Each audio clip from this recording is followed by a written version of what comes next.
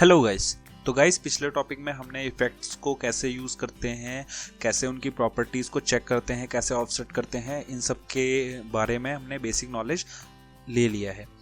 तो गाइस हम इस टॉपिक में रेंडर की सेटिंग्स के बारे में हम सीखने वाले हैं। तो आइए चलिए स्टार्ट करते हैं। तो गाइस जैसे हमने पिछले टॉपिक्स में सीखा है कि कैसे हमें किसी कॉम्पोजिशन को बनाना है, उसके बाद कैसे हमें टेक्स्ट लेयर लेनी है, कैसे हमें शेप लेयर लेनी है, और उसके बाद कैसे हम अलग अलग टाइप के शेप्स जो हैं वो क्रिएट कर सकते हैं। तो गाइस जैसे हमने ये सब बना दिया, अभी हमारा इतना बड़ा एनिमेशन आपको दिख रहा होगा ड्यूरेशन का। तो ये अभी 1 मिनट की ड्यूरेशन है पूरी की पूरी, बट इसमें कुछ चीज़ें भी हैं। जैसे आपको अगर ड्यूरेशन को कम करना है तो जैसे मुझे 15 सेकंड पे चाहिए, तो मैं यहाँ पे अपने कर्सर को लाके एन प्रेस करता हूँ तो ये आपको दिखा होगा ये कट गया है। दोबारा से चेक करते हैं हम। मैं यहाँ कर्सर को यहाँ पे लाके मैंने एन प्रेस किया तो यहाँ तक कट गया है। अब ये काटने के लिए मुझे पूरा, मैं यहाँ पे राइट क्लिक मारूंगा तो यहाँ पे ऑप्शन आता है trim comp to work space और वर्क एरिया। ठीक है, जैसे ही मैं यहाँ पे चेक करूंगा तो आपने देखा होगा वो पीछे का पार्ट सारा का सारा कट चुका है। 15 सेकंड का ये एनिमेशन, 15 सेकंड का ये जो है फाइनल हो गया है। इसके अलावा भी हम टाइम को चेंज कर सकते हैं। चेंज करने के लिए हमें कंपोजिशन में जाना होगा। कंपोजिशन में हम कंपोजिशन सेटिंग के अंदर जाके यहाँ पे देखो आपका 15 सेकंड आ रहा है, तो हम इसे यहाँ पे चेंज कर सकते हैं। तो जैसे मैंने चेंज करके एंटर किया तो ये, अब हम इसे स्क्रॉल करेंगे छोटा करने के लिए, तो ये आपने देखा होगा 20 सेकंड तक आ गया है। बट इसमें अभी आप देख रहे होंगे आपको ये लेयर जो है ये यहाँ तक है और ये बाकी का हिस्सा जो है कट गया है। तो इस हिस्से को वापस करने के लिए हम क्या करेंगे, लेयर को सिलेक्ट करके ये कॉर्नर पे आपको ले जाएंगे तो इस टाइप का आइकन आपका आ जाएगा। तो आप इसे क्लिक करके ड्रैग कर सकते हैं सीधा सा। तो यहाँ पे आपकी लेयर जो है ऐसे बड़ी हो गई है। अब हम रेंडर पे आते हैं। तो रेंडर में आने के लिए शॉर्टकट की है कंट्रोल एम जैसे ही मारते हैं हम, हमारा जो आपकी फाइल, जो आपकी कॉम्प होगी वो कॉम्प आपकी रेंडर पे शो हो जाती है। तो गाइज इसके अलावा हमारे पास दूसरा ऑप्शन है। अगर हम दूसरा मैन्युअली रेंडर करना चाहते हैं तो रेंडर का ऑप्शन जो है वो आपको फाइल के अंदर मिलता है। फाइल के अंदर आपको जैसे दिख रहा होगा एक्सपोर्ट का ऑप्शन, तो एक्सपोर्ट के ऑप्शन पे हम जाएंगे तो ये रेंडर का ही ऑप्शन है। तो इसमें आपको अलग अलग से ऑप्शंस दिख रहे हैं। ये सिनेमा 4D के लिए है लास्ट वाला, ये प्रीमियर प्रो के प्रोजेक्ट के लिए है। ये दो मेनली हम रेंडर इसमें यूज करने वाले हैं, जिसमें पहला वाला है एडोब मीडिया एनकोडर के थ्रू। अगर मैं इस पर क्लिक करता हूँ तो रेंडर के लिए क्या है, मेरा एडोब मीडिया एनकोडर खुल जाएगा और उसमें वहीं से मैं डायरेक्ट रेंडर कर सकता हूँ। तो आइए सबसे पहले इसी को करके देखते हैं। तो गाइज जैसे मैंने इस पर क्लिक किया, क्लिक करने के बाद मीडिया एनकोडर को खुलने में थोड़ा सा टाइम लगता है। जैसे कि आपको दिख रहा होगा अभी प्रोसेसिंग होनी स्टार्ट हो गई है, मीडिया एनकोडर खुलने लग गया है। तो गाइज जैसा आपको दिख रहा होगा कि मीडिया एनकोडर तो खुल चुका है, साथ में ये फाइल comp1 नाम से ये यहाँ पे रेंडर के लिए आ गई है। यहाँ पे आपको रेंडर के लिए दिख रहा होगा अभी ये MP3 आ रहा है फॉर्मेट। तो MP3 की जगह पे हम आपका H.264 यूज करते हैं मोस्टली। सेकेंडली हमारे पास ये ऑप्शन आएगा। तो बाय डिफॉल्ट इसमें match source high bit rate available होता है, बट हम इसे भी अपने अकॉर्डिंग चेंज कर सकते हैं। अगर आपको फाइल साइज हैवी चाहिए तो match source high bit rate पे कर सकते हैं हम।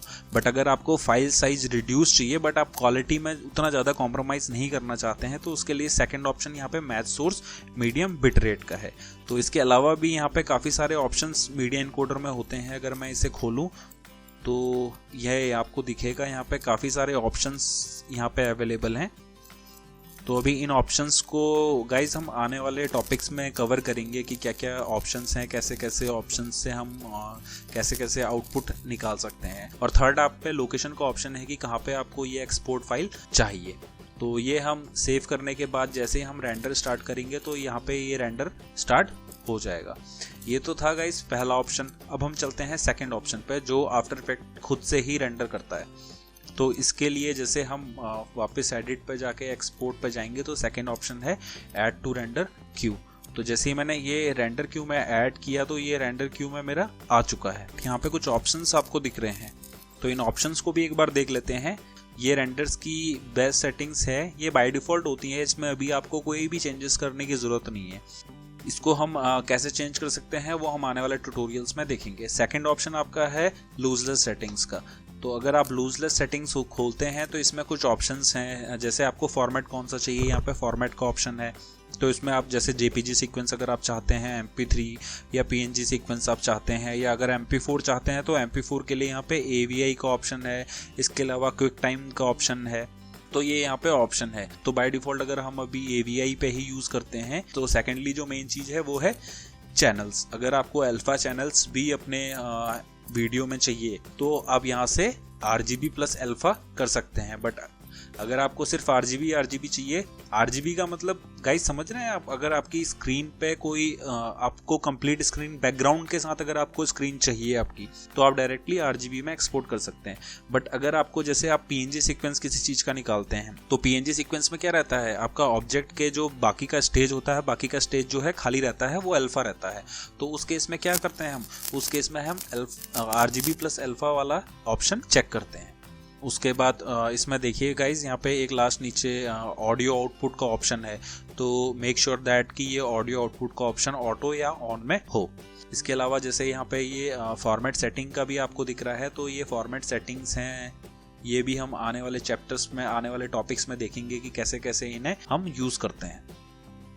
तो गाइज अभी के लिए तो इसे ओके कर देते हैं, और उसके बाद ओके करने के बाद हमारा सेकंड जो काम होता है वो है आउटपुट को सेट करना। अभी नॉट येट स्पेसिफाइड है फॉर अभी मैं इसको जैसे डेस्कटॉप पे ही सेव कर लेता हूँ। तो जैसे मैंने डेस्कटॉप पे सेव किया तो अभी आपका यहाँ पे रेंडर का ऑप्शन खुल गया है। तो मैं यहाँ से डायरेक्ट रेंडर कर सकता हूँ।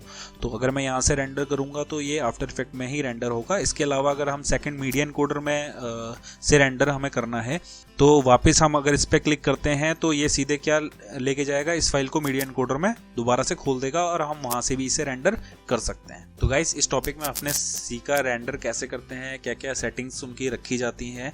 बाकी एडवांस लेवल पे हम आगे आने वाले ट्यूटोरियल्स में देखेंगे। सो गाइस इस टॉपिक में बस इतना ही। नेक्स्ट टॉपिक में हम अलाइनमेंट्स एंड एंकर पॉइंट्स के बारे में सीखेंगे। Don't forget to subscribe us on YouTube। Thank you for watching.